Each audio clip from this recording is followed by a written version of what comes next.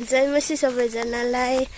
आज चाहिँ हामीले प्रार्थनाको निम्ति उपवास प्रार्थनाको निम्ति माथि डाँडासम्म जाऊँ भनेर हिँडेको। जम्मा हामी 7 जनाको टोली हिँडेका छौँ। मम्मी, छिम्मा, त्यहाँभित्र भाइ, काका, मेरो छोरा पुनु गरिराख्नु भएको छ अझै। बाबा यस्तो पो हुनुभएछ त।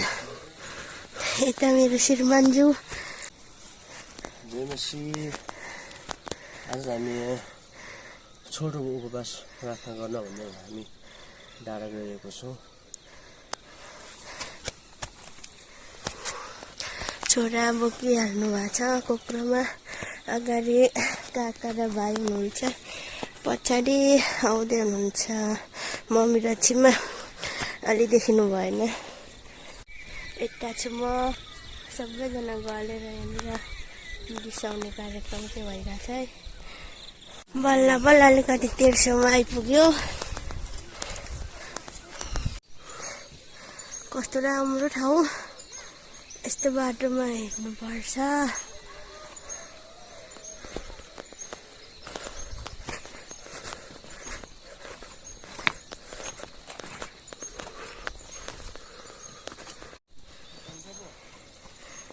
कति राम्रो राम्रो ठाउँ त रहेछ। के गर्नु, अलि भिडियो बनाउन सकिएन, उकालोमा हिँड्न नसकेर। काका काकी हुँदै रहनु भयो कि क्या हो। पर्खिनु है मम्मी, हामीलाई पनि आउनु है, छिमा बल गरेर आउनु है। आउनुहोस् है काका बिस्तारै।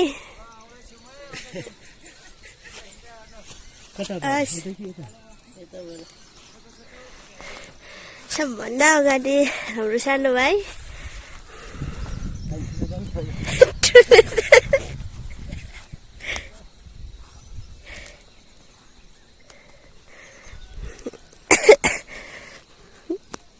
के सम्झिँदै हुनुहुन्छ मम्मी?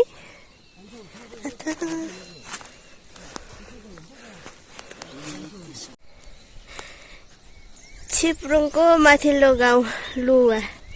बिहानीको दृश्य कति राम्रो।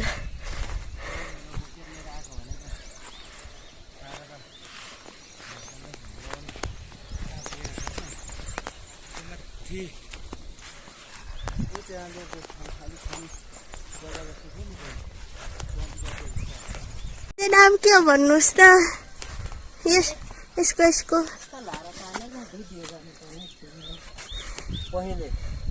पहिले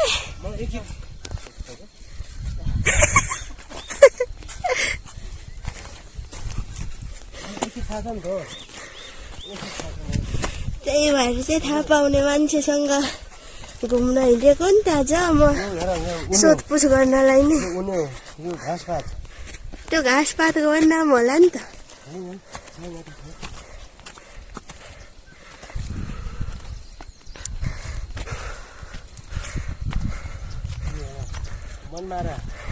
बनमारा त चिन्छु। उनी यो पनि चिन्छु।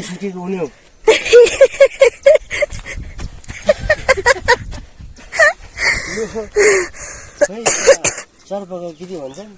सर्पगन्ध।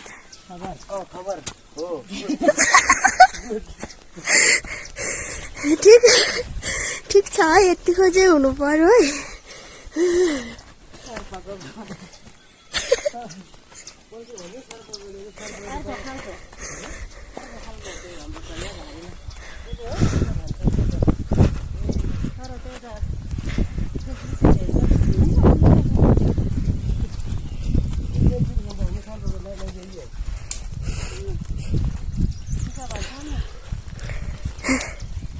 गलियो नि त। तपाईँ गल्नुभयो भने म बोक्छु एकछिन।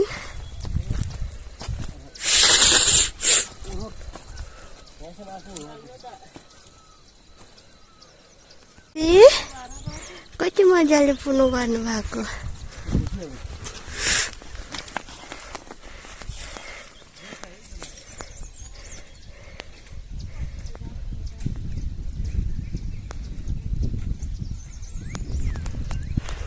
लगभग हामी अब पुग्नु आँट्यौँ।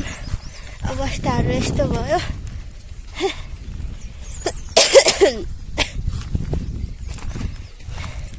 रुगा खोकीले ग्रस्त पारेको बावजुद पनि हामी चाहिँ हिँडिरहेछौँ। टोपी पनि गइसक्यो। कति राम्रो ठाउँ।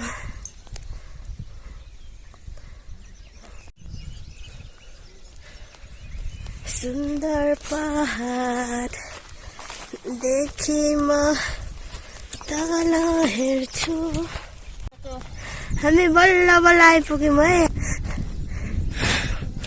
आइपुग्यौँ। बेबी उठी गर्नु छ है। वचन दिनुहुँदै हाम्रो काका वचन दिँदै हुनुहुन्छ।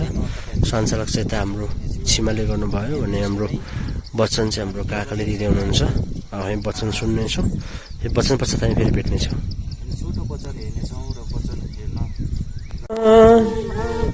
छोराले भेट उठाउँदै सानो भुन्टुले भेट उठाउँदैछ।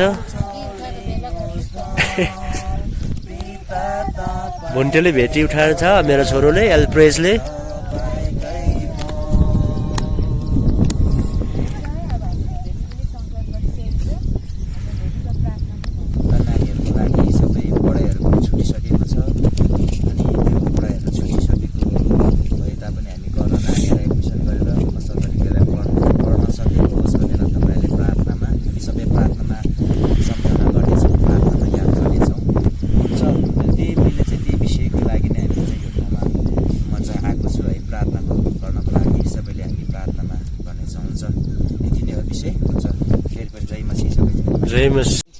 अनि हामी चाहिँ यसै गरी नै शिलङमा यत्तिका वर्षसम्म बसेका थियौँ र हामी यसै गरी नै सुरक्षित साथ शिलङदेखि यस ठाउँमा आउन सक्यौँ।